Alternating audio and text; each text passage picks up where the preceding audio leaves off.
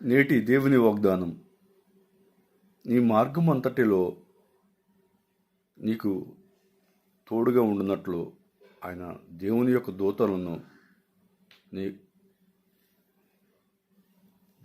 దూతలను ఆయన ఆజ్ఞాపించను.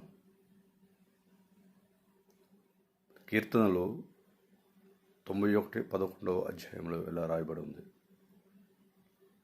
ఈ వాగ్దానము నీ జీవితంలో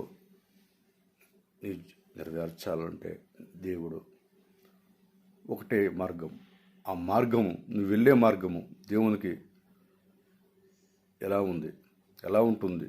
దేవునికి అనుకూలంగా ఉంటుందా? దేవునికి వ్యతిరేకంగా ఉంటుందా? నువ్వు వెళ్ళే మార్గం, ఈ దినములో నువ్వు వెళ్ళే స్థలాలు అవి దేవునికి వ్యతిరేకంగా ఉంటున్నాయా? దేవునికి అనుకూలంగా ఉంటున్నాయా? ఒకసారి నువ్వు పరిశీలించుకోవాలి.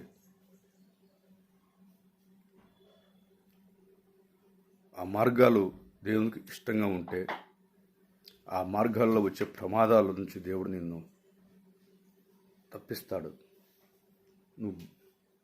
నువ్వు బైక్ పై వెళ్ళేటప్పుడు, ఆ మార్గంలో బైక్ పై వెళ్ళేటప్పుడు నీ ప్రవర్తన ఎలా ఉంది?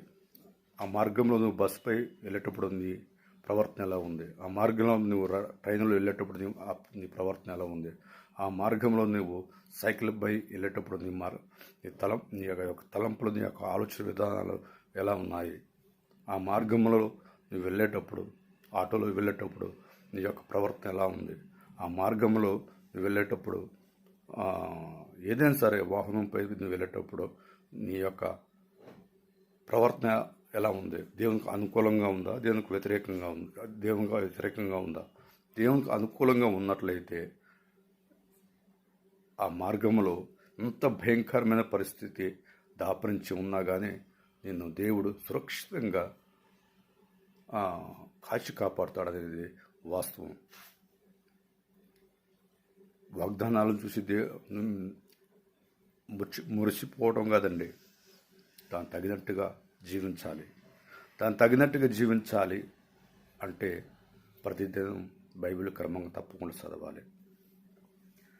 ఓకే, ఈరోజు ఎంతోమంది రోడ్డు ప్రమాదాల్లో చనిపోతున్నారు, ఎంతోమంది యాక్సిడెంట్లో చనిపోతున్నారు, ఎన్నో మార్గాలలో రోడ్డు యాక్సిడెంట్లు, ఎంతోమంది ఘోరమైన సావులు చనిపోతున్నారు. రోడ్డు యాక్సిడెంట్లు అవుతాయి, కాదంటలే.